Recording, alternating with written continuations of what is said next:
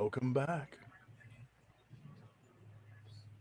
Everyone thinks because you're a zombie, you don't know good coffee. Well, they're wrong. There's only one brew that gets my seal of approval.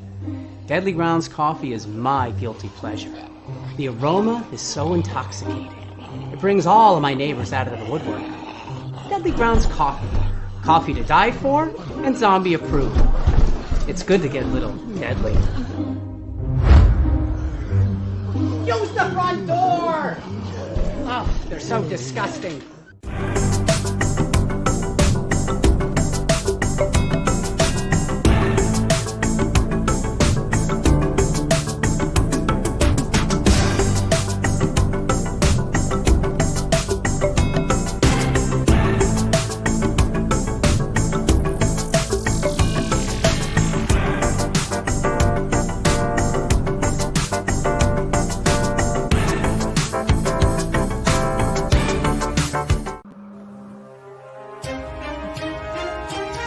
The Dorkening and all affiliated shows are not intended for anyone under the age of 18.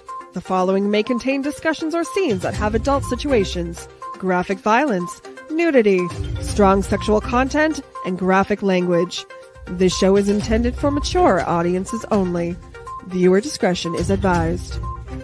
You're watching Tanner's Haunted Secrets on the Outline Network. What they say. Dun, dun, dun.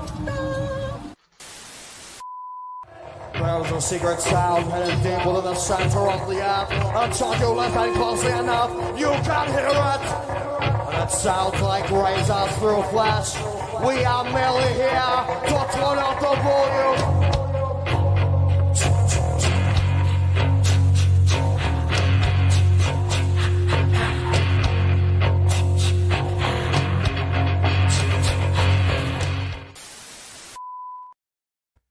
Well, welcome. And I am so excited. We have another wonderful guest on the show. And let me just point out, I need to make a new flag because that one has been destroyed by the elements.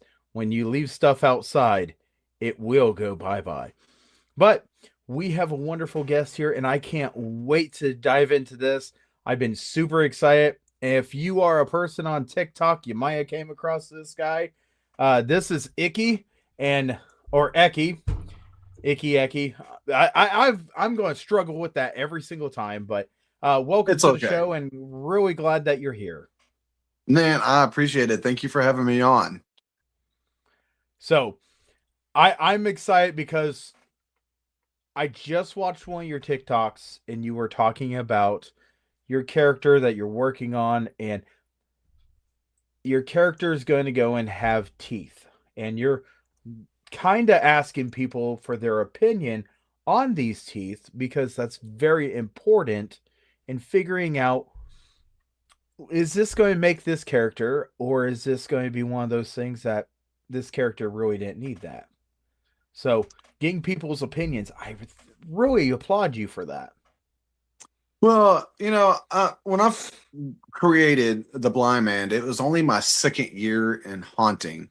And so I was a novice at applying makeup, prosthetics, and just trying to build a character.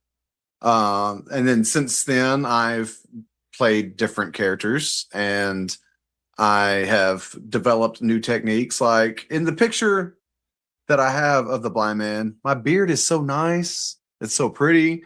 And it wouldn't make sense in real terms, that was the first year I did haunt. It was a spur of the moment character. He was like a grave digger, jester kind of guy. I was hanging out with a couple of vampires, and I would chase people around with a shovel and ask them if they want to smell it. And I acted like. There it is. Yeah. So the beard, it's too pretty. So the beard's going to get all gross. And the teeth, well, he's supposed to be a hermit, just a gross dude. And so I think that some gnarly teeth are going to be like fantastic. I don't have the hair like I used to in that picture, unfortunately, rip. But I'm hoping to like bring some scraggly, maybe some crypt keeper looking hair to the picture. Um, I'm trying to be less appealing. Oh yeah. Because the one of the videos I talk about is their haunt are monster bunnies, individuals that are sexually attracted to the monsters and the actors and stuff. And I don't want that. I don't want that. I want people to be like, ew, stay away from me. And that's one of the So, things that I think it's wonderful to understand what kind of character and the things that I just sent her a message a little bit ago. But I think it's wonderful that when you look at a character, you need to figure out the details. And a lot of places say you don't have to have the details because it's in the dark. But if you're going to be a Q line or you're going to be a person that's right in their face, those details do matter. right. And one of the things that I would do as the blind man is that when they first walked into my scene, I didn't so much jump scare them. I had my back turned to them. So when they come in, I have my back turned to them. Have my head crooked. I'm twitching a little bit, and I'm singing a song, and I'm singing, I got the whole world in my hands. I got the whole. And then they would creep in, and either they're loud or they're trying to be quiet. They'll creep in, and I'll stop singing. And I'll sit still as long as I can until they get to about my peripheral. And then I'll spin around on them, and then they're like, oh, God, he's eyeless. And I would be in people's faces there for, a hot minute, and I'm sniffing them, and I'm, getting up in their ears, and I can tell that your skin's gonna taste so good. Say things like that. So, but I want people to relch. I want people to be like, the closer I get to them. And that's why I was asking folks what the best, ugliest teeth I could find that's realistic, and just have yuck mouth. Yeah. I will tell you, it is great to hear all these little nursery rhymes and this and that, and you get the opportunity and slow them down, and it just brings that. No, it's supposed to be at this no, you put it at that temple. Just brings people to fear you even more, and I love that. I absolutely love that. There is just something about some characters when you go ahead and you bring them and you bring music that people know, and you do that, they just are like, no, I don't like that. And I stole that idea. I stole that song from what was it? The Fugitive? No, not The Fugitive. Oh man, it's an old movie. Convict Air, something like that. Oh yeah. And the bad guy, the one that had, or the worst guy, the one that had the face mask, and the Hannibal Lecter guy, he was singing that during the plane crash. And I thought that, hey, that was disturbing. Let's bring disturbing to this guy too. Another song that I really think is very interesting comes from See No Evil. And that's the guy that would rip out the eyes of everybody that came in around. And they slowed down Jesus Loves the Little Children so much that I love how they did it. And it just, yeah. And that's the thing. Like I have two different story paths that I want to bring to the table and discuss with, whoever I'm doing the haunt with, because at some point, I want there to be a whole section just for the blind man. I want him to be set in a toxic swamp.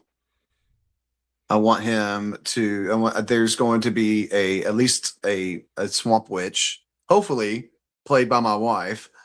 And I hope to have like his little followers, like a little cult. So I'm hoping to bring some, like you said, maybe the 3 blind mice even thrown in there real slow. But something that people kind of push the sacrilege a little bit. Get people a little unnerved by them following this man who had his eyes plucked out of his face. I don't know. Last time I went haunting Friday the 13th last month, it was really nice because I was walking around with a painter's pail, and inside of it was something that looked like gravy train dog food. And I was actually taking it out in front of people and throwing it in this plastic container. I was like, "Do you want to take a little bite?" And people just were saying it was dog food, cat food, everything. And yeah, the creep out is one of the best things. I love pop scares. I love this and that. But if you're going to try doing the creep out and you get my attention, I love it. And one of the reasons why I did have to do the whole stand there, let them see me first, because I guess adopted that scene from a haunter the year before. So it was already built, and it was built like a little shack, stabbing cabin, whatever you want to call it. But it also had a loop in it. Like you come in, you can take a right, and then you have another little T, and then you could either come back around and face me, or you go back down and there's another farther hallway and it loops you back around and there's a door, and all you do is just wind up straight back at the entrance to my scene. So to keep people from just going immediately out the exit, I had to stand there and then kind of force them around the rest of the haunt or my scene. So at one point I could get at least 4, 5 even like jump scares on a group. And then it also allowed me to be able to get like multiple scares on multiple groups. Because sometimes, we all experience the Congo line. And if you got like 4 groups in a small area all trying to figure out which way to go, I'm just going to be, whoever's closest to me, you're a victim. Sorry. Coming after you. I will tell you, as a haunt actor, one of the best things is being able to take your character and bring them to different places, different scenarios, just to see how your character would act. And there was about 3 years ago now, probably 4 years now, I was able to bring my character to a music festival. And it was great because as soon as they would say, "Okay, it's dark, let's go ahead," we would open. We would run until 4 o'clock in the morning as I was chasing whoever went into that area.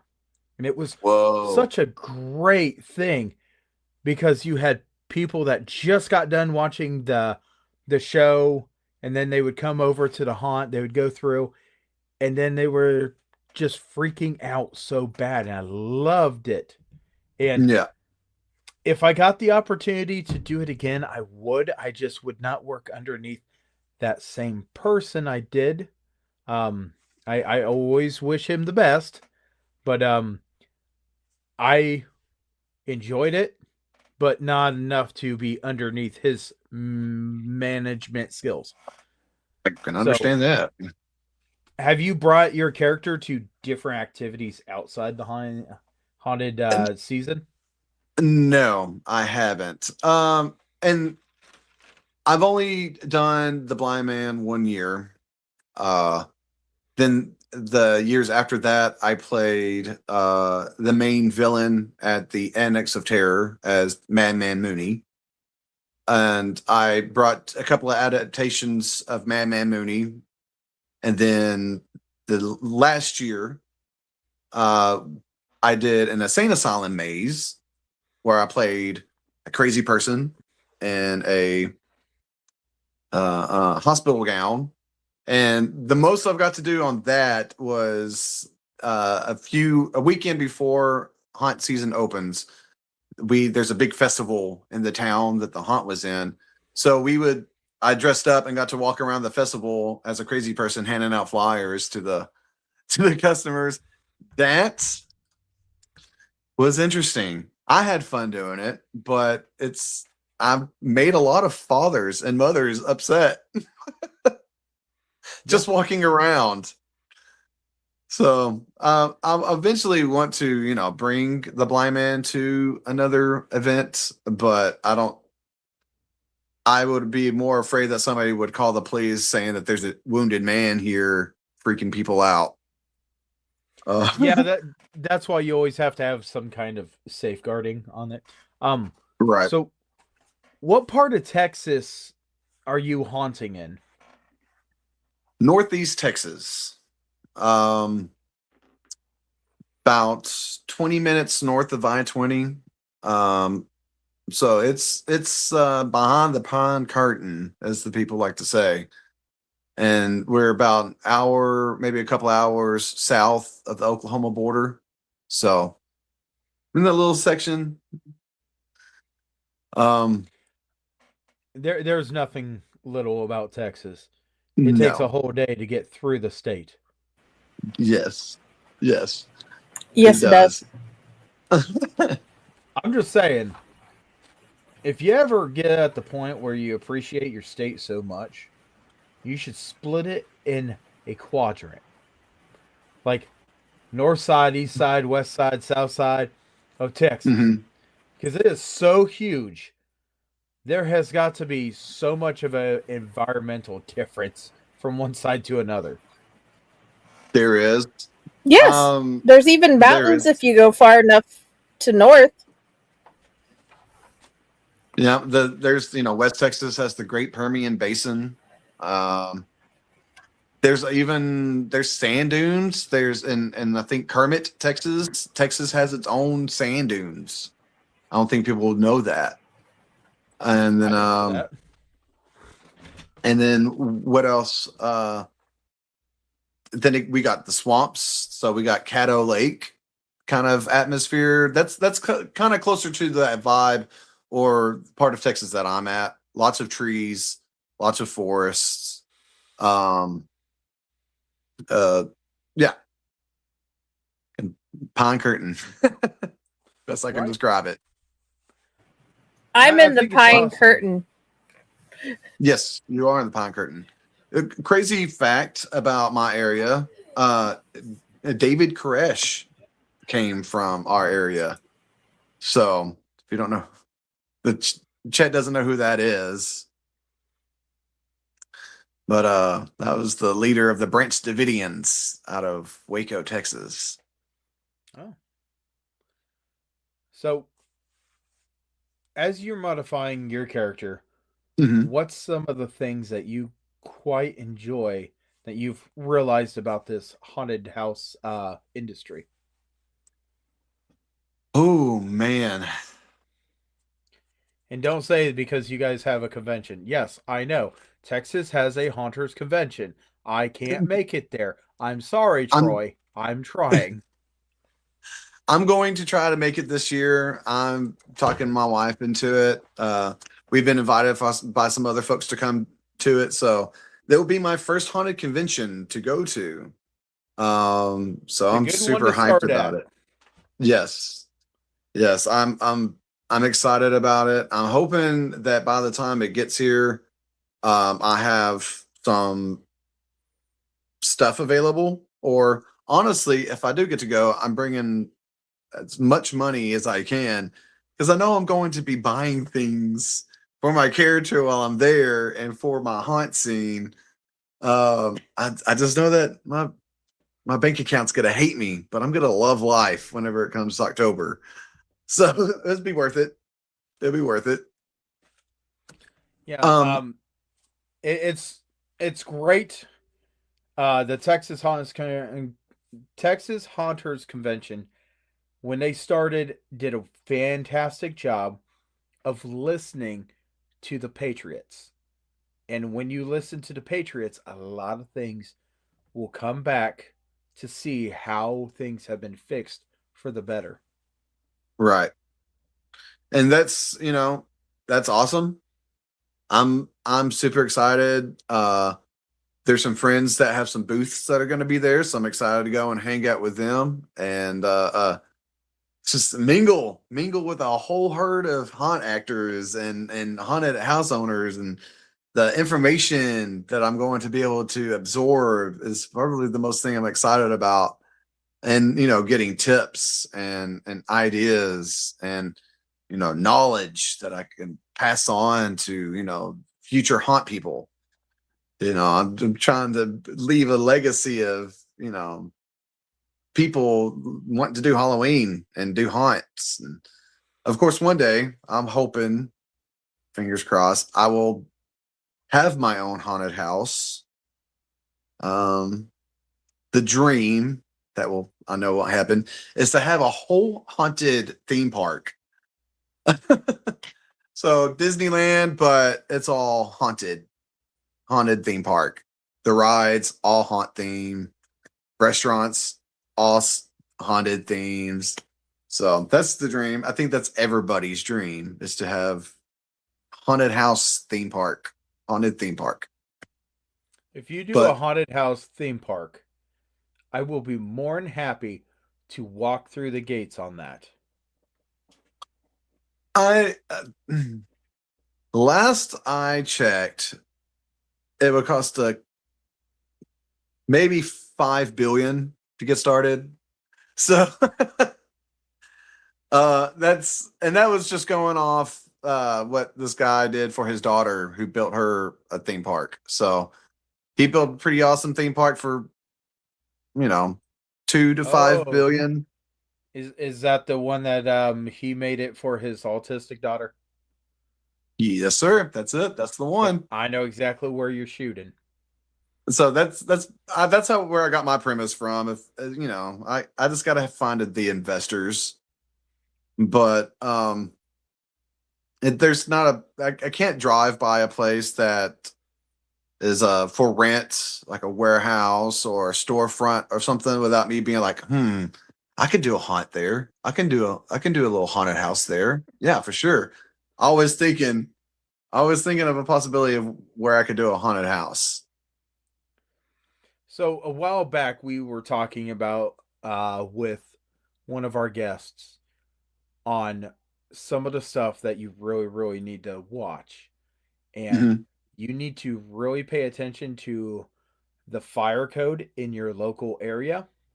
Yes. That is going to be a major make or break.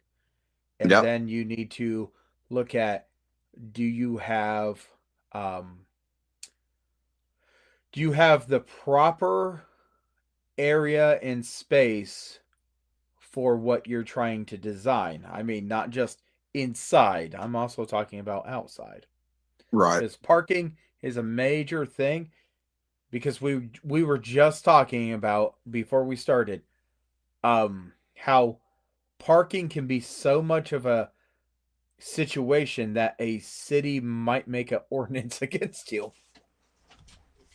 So that's just a couple of things to really think about, because I want to see every haunted house succeed. Yes. I want to see the best of the industry come out.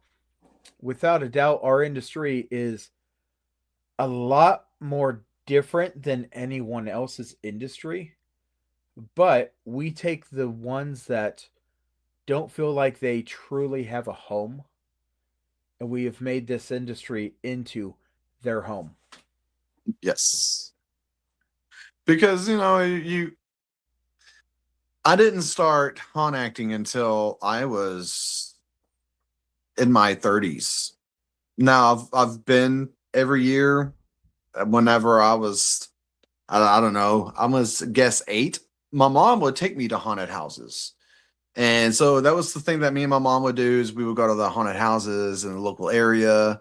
And then family or a group of us would go to like the bigger haunts in the Dallas area and or the DFW area, or sometimes even in the Louisiana area. So I grew up always wanting to like go to haunted houses and never had an opportunity to join a haunted house. I didn't think that it was possible just to go up and audition for one, and didn't have the personal time due to work, and was traveling all the time and had a very inconsistent work schedule that it didn't allow me to do a lot of haunted or go be a haunt actor. And then it wasn't until like later in my 30s that I was able to finally do it. I had a consistent enough job. I was home every night, wasn't traveling. And so I don't think that people should stay away from a haunted house just because you feel like you're older. I mean, I'm 40.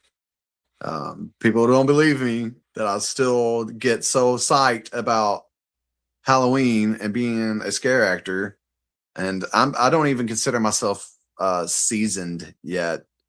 I want some stories that some of these people have, been doing it for 20, 15 years kind of stories. I still consider myself a novice, but that doesn't mean I don't want to get like, I don't want to blow up. I want to get in there. I want to like experience it all while I still feel young. I've got younger kids. I have a 14-year-old, a 12-year-old, and a 6-year-old. And I need them to be able to know that they can do these things. Like, they've already been randomly practicing things they've heard from haunters. Like walking up to somebody with her hair over her face and say, "I could smell you." And you can see them jump like 4 feet in the air. And then Sophie's already been trying to figure out how to make the animatronics work and what she can do to make them better. I want them to know that it doesn't matter your age, go and try. I want them to be able to come see people like you and Pyle and know that they can do it too. Right. And dude, do you have a like song that you would suggest for like a middle schooler to sing to get the idea? Like, I can give them some good things to say. I can that they can use it. I am more than happy to let them use this.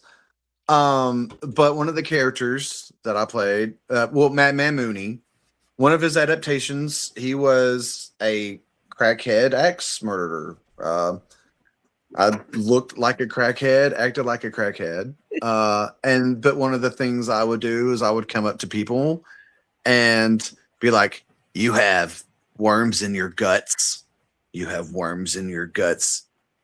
And then if they're like, "What?" You'd be like, "Yeah." And then he just bust them out with the fact like 80% of Americans have parasites in their stomach, which is true. Oh my gosh. He sounds like what Chainer is. dude, I had thought about suggesting that. She is my science kid. She can take that and find something even more sciencey to go with that. And then I would follow up with like, I had an axe. I would follow him like, "You have all those worms in your guts. I could get them out for you. I'm really good with this." And and be like kind of aggressive with it. So I try to bring a little facts to my creepy, because if somebody goes and Googles it, which that's the generation that's going on right, they're going to Google your facts, and then you're like, "Oh God, America does have like 80% of the people have parasites in them. So I think that would be really creepy. I like to talk about how people get cremated, and then I like to talk to them about at the right temperature, all the bad bacteria is cooked out of your body. And then I tell them a great recipe. And then I tell them, by the way, don't eat your friends. Yeah. I want to eventually, I know I could probably find it on Amazon, but there's a poster and it's just the human body and it's all the different cuts of meat that you can get off the human body. I thought I want one of those in my scene for sure. I think that would be great. Or honestly, I would have it for personal decorations in my bedroom. But yeah, totally. My wife played the maid. I guess she would be a maid. She wore a maid outfit, but she also wore 7-inch platform boots. So she was 6'7" when people came in, and people were just looking up at this giant maid woman with crazy hair and with a little bit of white powder underneath her nose for whatever reasons. And she would just be glaring down at these people, grown men that just cowering down to her. And she would just say stuff like, I will love you more than your mother will. For the people that have, mother issues, I suppose. Or they were like, mommy, this mommy will kill you, or something like that. She mostly screamed at them because she has one of those really great screams. So they'll be like, oh yeah, and she just wow. My I wife love her. has She gone up flipped to it great. people and looked at them and said, hey, will you be my new mommy? My last one died. And it's true. My wife's mother is in an urn that has googly eyes. She Fantastic. she didn't she didn't like to be funny when she was living, but she doesn't have a choice now. Hmm. Hey, not a bad time to get a sense of humor, maybe after the point of death, but better late than never, I suppose.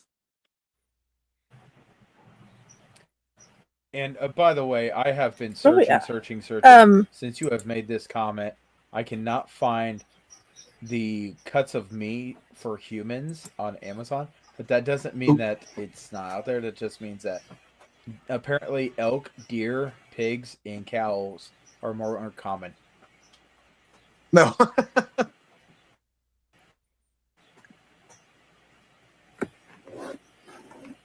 So, what about this picture?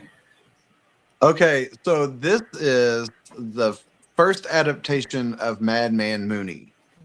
I was inspired by the 1920s of the Mineola area, Mineola, Texas. Across the street is the Lake County Playhouse, or it's the oldest continuous movie theater in Texas. And they were the ones that were put on the Annex of Terror, which was across the street in downtown Mineola. And back in the time of the 1920s in Mineola, it was the place to be if you wanted to do things bad. They had bars, what do you call them? Not hostels, the whorehouses and things of that nature. So it was a real bad time, Brothel. real good time, depending. Brothel. Yeah, they had the word brothels that you going are on. looking for is brothel. A brothel. Only because I had to write a story for a book, and the character worked at a brothel. But he was I inspired. thought she during owned that time. brothel. She did, and a lot of other women worked at it. Man, what a place. But Oh yeah. the actual spot where I'm at in that scene used to be a funeral home. So on the plaque there, when you come out of the building, because that was the last my scene was the last scene that you go through. You basically exited out and you're in a curiosity shop, which was owned and ran by the same people that did the haunt. And if you were to walk out and turn the corner, you would see the plaque still there of this funeral home. So I was just kind of playing off the old 20s style. The story for Madman Moony wasn't my creation. I was just asked to play the main bad guy. But he was an actor that didn't get nominated for the award or didn't win the award and loses his mind and just basically goes on a killing spree with an axe and kills his competitors and audience members and things. And then he just set up Shaq in this little room that's like back alley. The building that I'm in is like the original building. So I was just feeding and filling all the old that was there, bringing in a character from the 1920s era. And how crazy would it be for there to be an axe murderer in the 1920s? And that was the first year that my wife was haunting, and she was a victim. So he was a great character. I had fun dressing up like that. That outfit, I still have it. I kind of recycle the outfits, especially the tank tops. They smell extremely bad, but I love them. I can't get rid of them just yet. And then the axe that I'm holding is a real fire axe. I just modified it to keep the edges dull. When you get those axes, they come with those rubber pieces on the blade and on the point. And all I did was just cover up that part with some shiny tape and gross them up to kind of take the thickness of it away and just put a lot of gore on it. And people didn't think that it was real a lot of the times until I could drop it on the ground and drag it towards them, and they can hear the blade and the concrete scraping against each other and the thud of the head of the axe hitting the floor. And then people were like, okay, this guy's a whole lot creepier now that I realized that this axe is real, and I liked to do the whole spin around on them. I'm busy doing something else. They're trying to sneak by me. I spin around on them. Or my wife at the time, she would like, while I'm over there, just like being weird and stuff. So they try to sneak by me, and I spin around on them, say things like, "They should have chose me. I should have been the one that should have won." Now, granted, they didn't push the story of the Madman Moony and the haunt. So a lot of people would come in. There were sections in the haunt that people just created for themselves and were free to design their scene however they wanted to. So I was trying to push a narrative and a story of a character that I didn't totally create to folks that didn't know the story. So it confused a lot of people the first few times. A lot of people didn't know what I was saying. I was saying a lot of things out of context that they didn't understand. And that's the only thing I kind of regret, is that I wish that they would have pushed the story of Madman Moony so that people are like, oh God, this is Madman Moony. He's the worst. He's the main bad guy. But Oh well. The next year, everybody knew. Yes, that is the last year. That was the Sane Asylum. That mask was my own creation. I basically made that mask. It's supposed to be somebody else's face that I'm wearing as a mask. And that was a lot of fun that year because it was my first maze to work. And we had a trap door, and it was me, my wife, and another of our friends in there. And I had a 300-pound, 6'9" man fall through a scene wall because I scared him so bad. I jump scared him so good that he just fell through. Took the whole wall with him. I was proud of myself. I'm not gonna lie.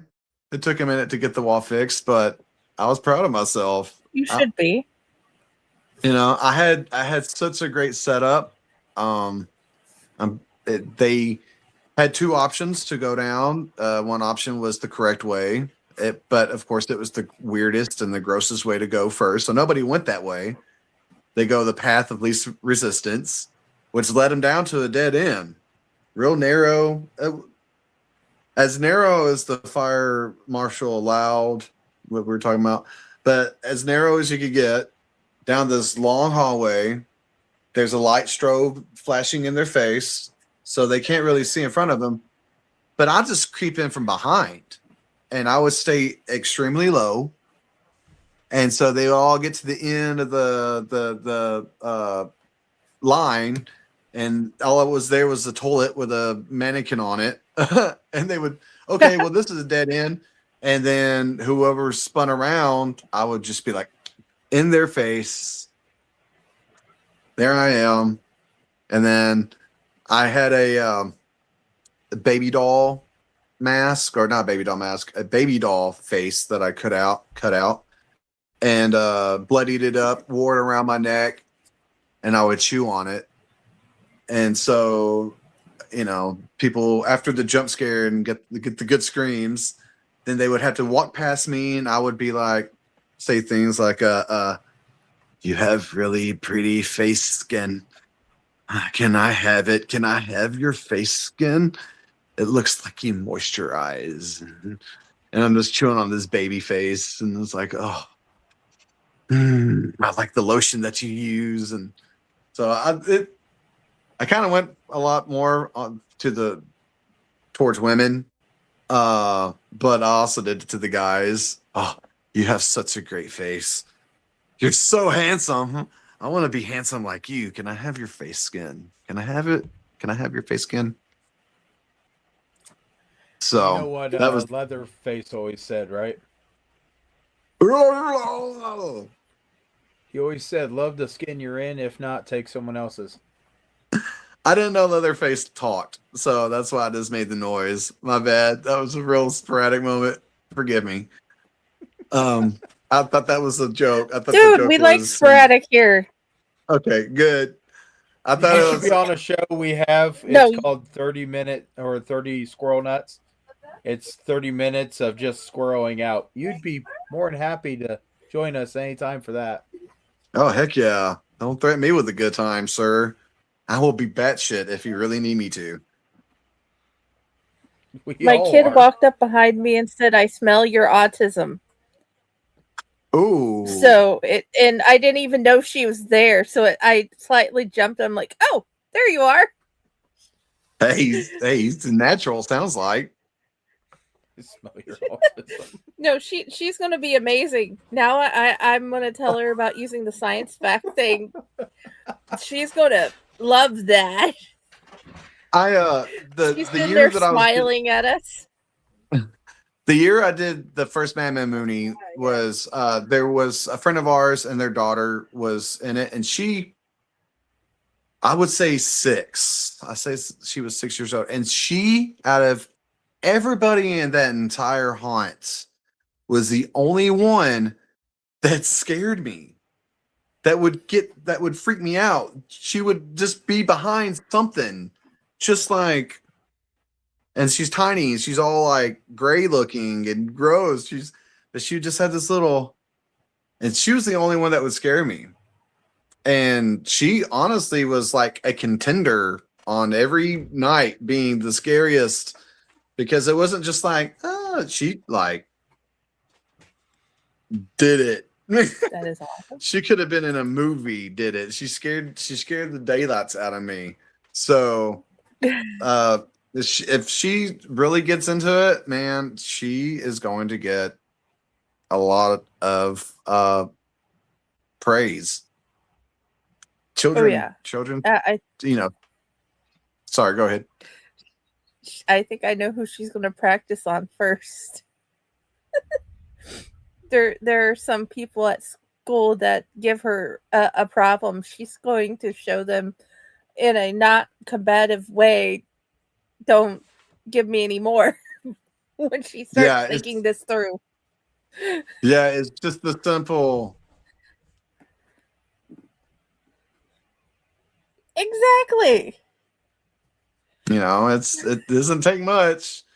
The little bit of crazy eyes, a little bit of crazy look goes a long ways.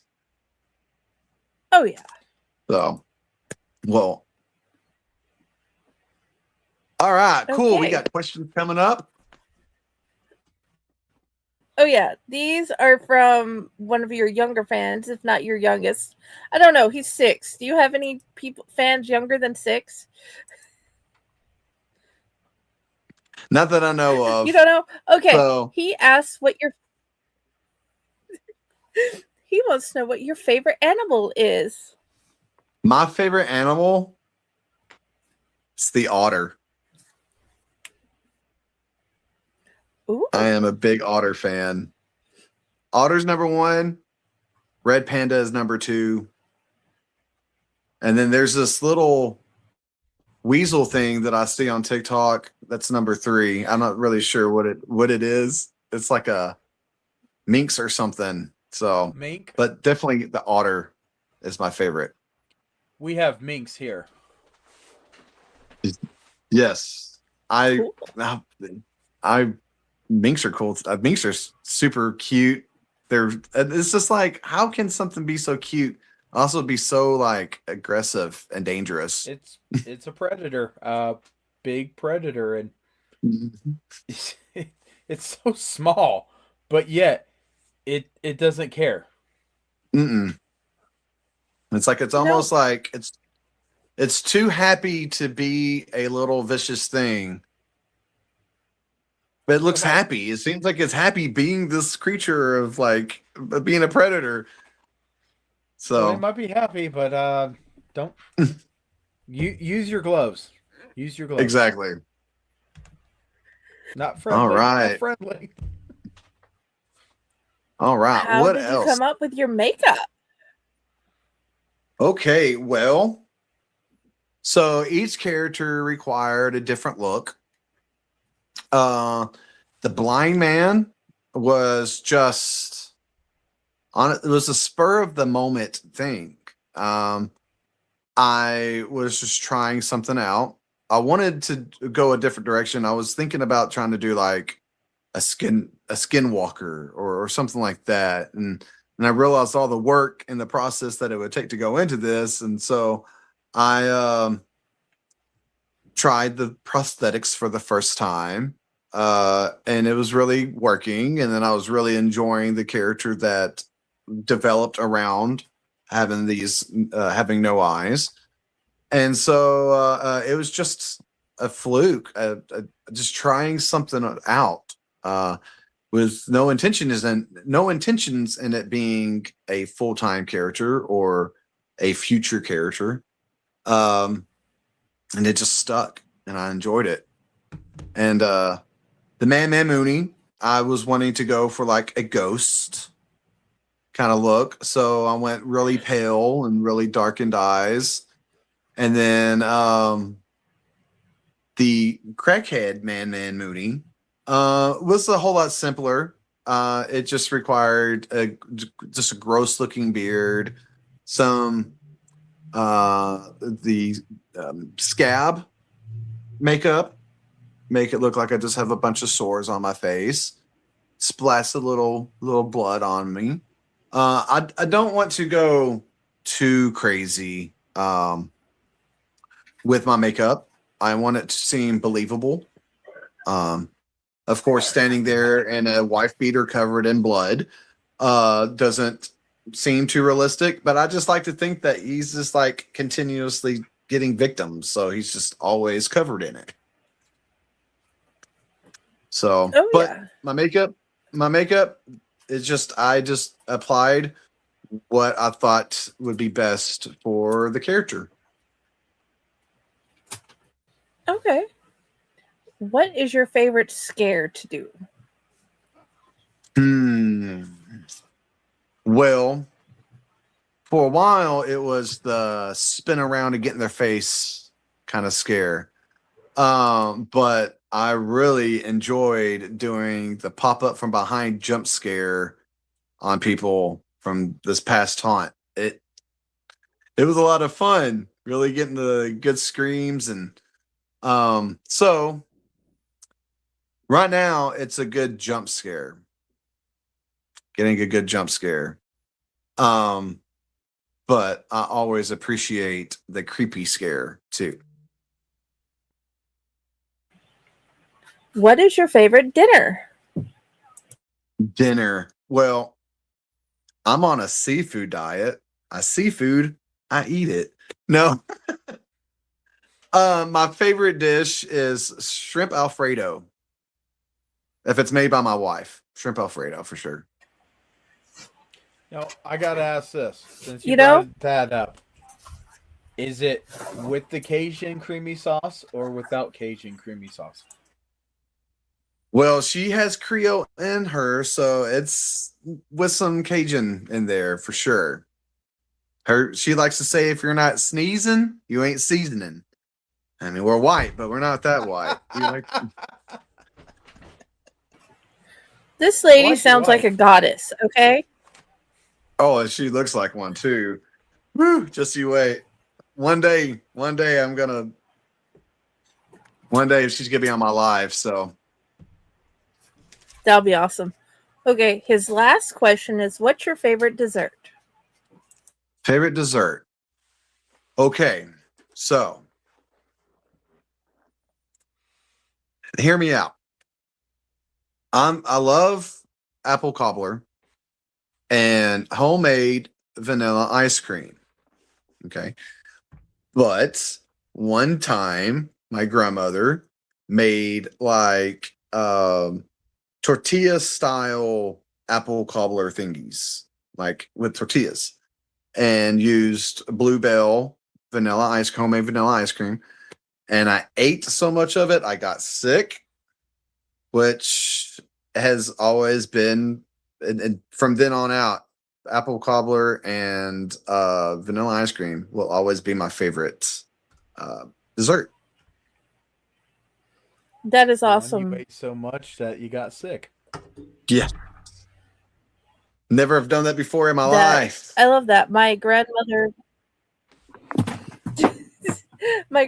would make her own crust and make us little ones because we were all the tiny people, so everybody got the same size and nobody would fight, and then we'd get the Bluebell on top of, well, we Mayfield actually, because I lived in Tennessee, so everybody got Mayfield vanilla ice cream on top of their little apple pies.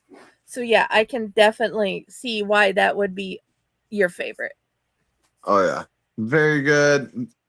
R.I.P. my grandmother. I'll never get to have it again. I just hope one day that I got to go to a good country place, a good country cafe, and they have to make apple cobbler. A lot of places don't make apple cobbler. They only make peach cobbler or blueberry cobbler, and not a lot of people do the apple cobbler. But it's something about the apples for me. I'll eat the peach, but there's a place in Ohio that's called Dare Dutchman. And I've heard that Dare Dutchman has had apple cobbler. Is it a chain or is it just one restaurant? I I think there's a couple of them, and it's Okay. all cooked by Amish. Ooh. Yeah, I can get behind that. I can definitely get behind that. Especially some good homemade apple cobbler. Oh, my big back is just yelling at me right now. Oh. So, one of the questions that we usually ask on here is, and this is going to be kind of interesting because you're still kind of fresh into the industry, but if there's a piece of advice that you could give to someone that is just thinking about starting out in the haunted house industry, what could you give them as a good piece of advice?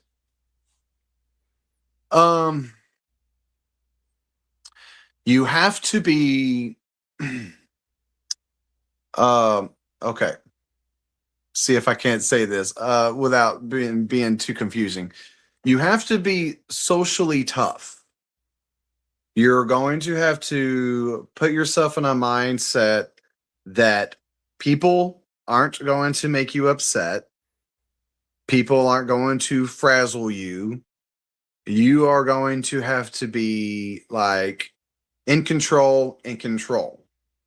You are portraying a character that isn't put off by 6'7" or things of that nature. You can't let things get to you, because the people that come through, they're going to test you. And if you don't have the mental capability of handling a bunch of people testing you, then it's going to be difficult. So you have to go into the mindset of, they're not in control, I'm in control. Whatever they do isn't going to change what I'm going to do. So that's the best advice I can give. Is you have to go into the mindset of, I'm not going to let these people, control me. I'm not going to let these people get to me, because they're going to try. They're in a state of fear, an uncomfortable situation, and they're going to lash out, either verbally, insults, sometimes physically. So you gotta be tough. You gotta be ready to take some shit talking. And if you're weak in that scenario, then you'll just be constantly you'll be constantly just down. You'd be bummed out all the time. And you just got to let things roll off your shoulders, water on a duck's back. So don't take things personally, people are freaking out. If you're doing a good job, people are going to freak out. That's when you're doing a good job. That's pretty much what I can give out. It's just, can't be weak.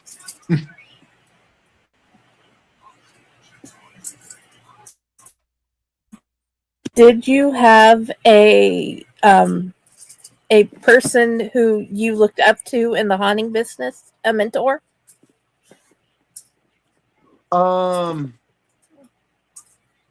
Yes. Now, Please don't say Alan Hops. no, no. We've had great Alan guy, Hops but so many times. People have been Alan Hops. well, he a great guy. I can understand. I mean, and that's also been something I've been hearing. There's a lot of people's like, yeah, I've done work with Alan, and I'm like, oh, that's cool. We've had Alan Hops on here. So somebody that I look up to right now, it's the guy that got me into it. He's my friend. He's the one that, was like, hey, come volunteer, and finally got me into the world of being a haunt actor and stuff. And he's ran the different haunts and stuff. So he's an inspiration for me because of all the work that he's put into it. But as of like current scare actors that I'm I guess, obsessed with is Scythe. He is. Oh man, I totally forgot the haunt that he's at. But he is the guy that runs around. He has the long, straight black hair, white eyes, black face, has the mouth going, and he is able to crouch and like shuffle or to around folks. And he doesn't say anything. He's just real quiet. He works lines. Man, such a great such a great actor. Like I want to see him in action in person one day. So Scythe is the person I'm like enjoying watching right now. It's awesome. It's really great to get into the industry and look at it, and I feel that TikTok has been able to bring and shed so much light on newer things and different actors that Yes. may not have been able to cross over into the mainstream as much as just flipping through and going, oh, I know Right. that there's a lot of great actors and actresses that I can't wait to have conversations with and just ask them what's some of the greatest things that you think about this industry, just Right. because there's so much of a difference between one person to another person, and everybody is going to come into this industry in so many different ways. Right. Now, I do have a question. You said that your wife works at a haunt too? She works. Yeah, she has been in my scene. She is basically my partner, my scare partner. So I just want to tell you that is so awesome, and I'm very glad that you have a wife that supports this and wants to do this with you and this and that. Make sure you pat her on the back, give her a big hug, and say, you know, how much you appreciate her doing this. There is in our industry, if you guys don't already know, it is called a haunt widow. And this haunt widow is not just for women, it's for guys too. It is when you're dating somebody or you're married to somebody or whatever, and they work in the industry and you do not.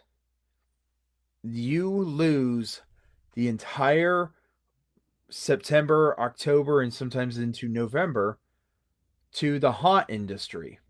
Mm-hmm. And that being said, that came into being a terminology of understanding that you didn't lose them in death. You just lost them to Halloween and haunted houses. So haunt widows have become such a very, very well-known term in the haunt house industry. So I'm glad that you don't have a haunt widow, because she doesn't get to lose you and you don't get to lose her. I mean, she's the farthest from a haunt widow. I put a lot of effort and I do a lot of the different things for the haunt, but every year she has been voted the scariest of our haunt. That the first year she was just a victim of playing a victim, and she still won scariest of the haunt. And every year that she has done it, she's been voted scariest. And my scene happens to win because she's in it. So a lot of my success and a lot of my like growth has been mostly because of her and how good she is at being a scare actor. I haven't been voted the scariest at all. And she's done it every year. She's reigning champ. What you're telling me is the next time we have you on this show, she should be in that seat right beside you. Yes. Because number one, or to pull off. Please, can we just have her on all by herself? We can. I'm so cool. I agree. Hey, I'm okay with that. I am absolutely okay with that. Number And she, one, when you are a actor or actress that is playing the part of a victim and you absolutely pull that off, that is so much of a key play that Mhm. I just love seeing how victims are. So I'm just telling you, she's got some really good brownie points there. she, I had her. It was the first year I did Madman Moony. She was the victim, and she was in like this a little, like, I wouldn't say super skimpy, but a nightie. And I had her standing in a bucket or a pail of guts, and she had a rope around her wrist, and she was tied up. And you had to go between me and her on the way out. And as soon as people would get close to the door, is when she would give the best "help me," and that would just every people are gone. They don't want to help. They're gone. And so I think that's the lasting thing. The last thing that people remember is this woman screaming, "Help me." And and plus she's really pretty. So they're like, yeah, the really, really pretty girl at the end that screamed at us to help her. Yeah, that scared me. The very last thing, and she would get them. And and then whenever she did her platform boots and was just looking down on people and giving them all kinds of panic, she's a natural at it.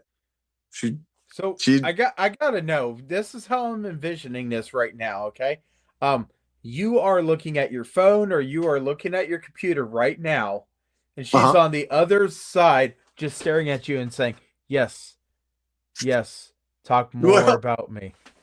she was just a minute ago. She's back in the bathroom right now. Uh, but yeah, she was there for a second listening to me, and I was just. She enjoys it when I sing her praises. That's wonderful.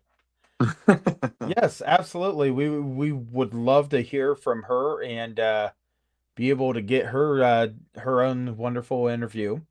No, Some people are like, yeah, I can scare people, but I can't be on these shows. well, a lot of people only channel their charisma. Darren Hunt sees them, and I've been able to pull this personality out from being a haunt actor. So being a haunt actor has allowed me to be more of a personality or somebody I can, wants to talk to. It's a great topic to talk about. So when you're passionate about it, it's easy to talk about it. And I try to channel whatever kind of personality or charisma that it takes to do this. And the first time you start scaring folks, you're nervous. I remember the first time I started scaring folks, I was super scared. I was nervous. It was nerve wracking to start scaring folks. And it's almost like talking to people for the first time and making new friends.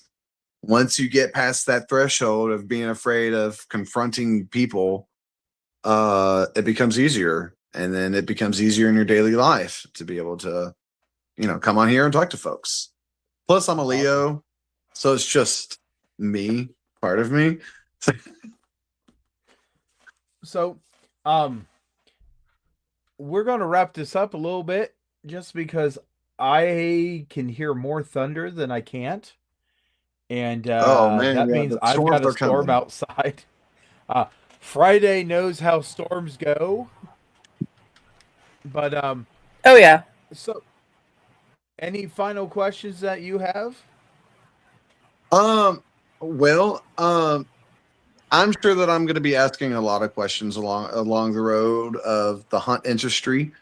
There's so many things that it's going to be trial and error, and hopefully there's less errors, and I'm able to get like good advice from people that have I've heard somebody say it as eating the dirt of the industry so that the people behind them don't have to.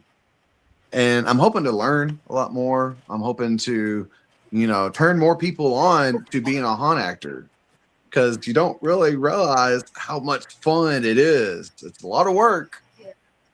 A lot of work. A lot of effort has to be put into it if you want to be good at it. But the payoff and the payout and the people that you get to meet, it's all worth it. Awesome. Friday, do you have any other questions right now? I just realized something I never thought to question. There is like a personality of a haunter that you can find that is like your type of person, and when you look at them, you're like, oh my god, I'd never even thought about that. But that is sort of like I was trying to do and become. Has there been a haunter that you've come across that been like, oh, I never thought about that, I want to try that and see how I can learn from that to make my character better? Well, the people that I would be taking inspiration from now are from people from on like TikTok. And it's basically it's like getting good ideas on makeup and lighting. Like it's my dream to one day have a haunted laser fog swamp. Want to have one of those scenes so bad. And so it's more inspirations on people like on TikTok, getting ideas on like makeup and like the finer details of like teeth, and getting a good backstory, and just listening to the people that have been in it for a while and learning from them. But I'm honestly kind of just pull my own personality out. I try to be an individualized character. I'm not a clown. I'm not a big five scare actor. I'm not Michael or Jason or Freddy or any of the big names. I'm trying to bring a uniqueness or a unique character. So the only thing that inspires me right now is just people's makeup or their costumes or their props. But right now I'm trying to develop this character that's going to be recognizable in a lot of different platforms. That I appreciate, and I appreciate you coming on and telling about the different things, because it's helped me think of ways for explaining to them on their mindset, and how to think differently towards the different mindsets, because each haunter has their own mindset, and some of them are more like one way of thinking of like one kid, or one way of thinking of another kid. You're the first one that's come on that's been like, so, oh my god, I now get how to explain to her how she can use what she has and move forward. You're the first one that's been more like my oldest kid than any of the others, and I appreciate that. I really do. I can Awesome. now tell her how to use what she has and tweak it a little bit, and that. Thank you. And then Where sell do you it. want people to find you? Right now, the only platform that I have on is just on TikTok, Ecky's Haunt page. Eventually down the road, I will probably have a Facebook page that I will start working on. But right now, it's just Ecky's Haunt page on TikTok. Awesome. Thank you, sir. Thank you. Well, I appreciate you coming in and spending time with us. And I'll tell you, I think what you're doing is wonderful. And Thank I you. can't wait to see what you come up with and add onto your tool belt of the haunted house industry. And keep on inspiring people. I know people that are watching your TikToks are looking at them and saying, okay, well, this is something that maybe I want to get into. So keep on doing that. And once again, we appreciate you coming and spending time with us. And like I said, I've been watching my lights flicker in here. Oh yeah. Yeah, we want to shut down the system before it gets shocked. Well, I could shut down mine. Okay. I'm just saying, yeah. It's a beautiful sound. I'm going to and I'm take down this in the out. basement. Okay. Here we go.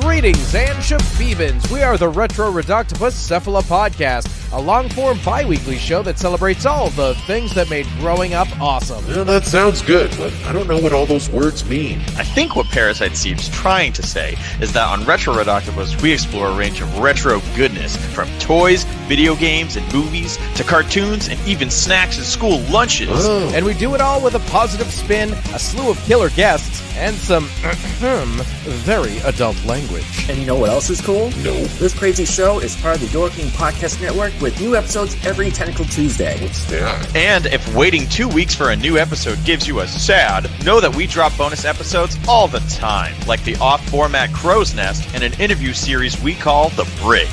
You can listen to Retro Reductopus on Apple Podcasts, Spotify, Stitcher, or any app that's cool enough to carry the only show that celebrates all the things that make growing up awesome.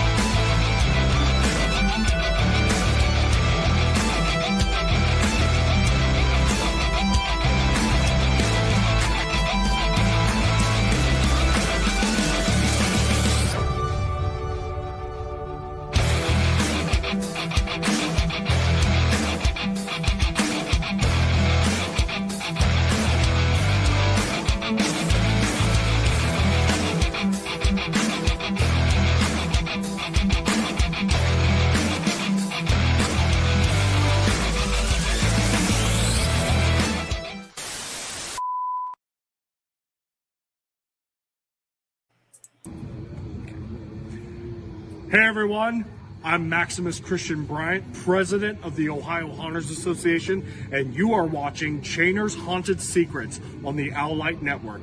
And I wanted to invite you all to come see the Ohio Haunters Convention on May 9th and 10th in 2026 at the Ohio State Reformatory in Mansfield, Ohio. See you there.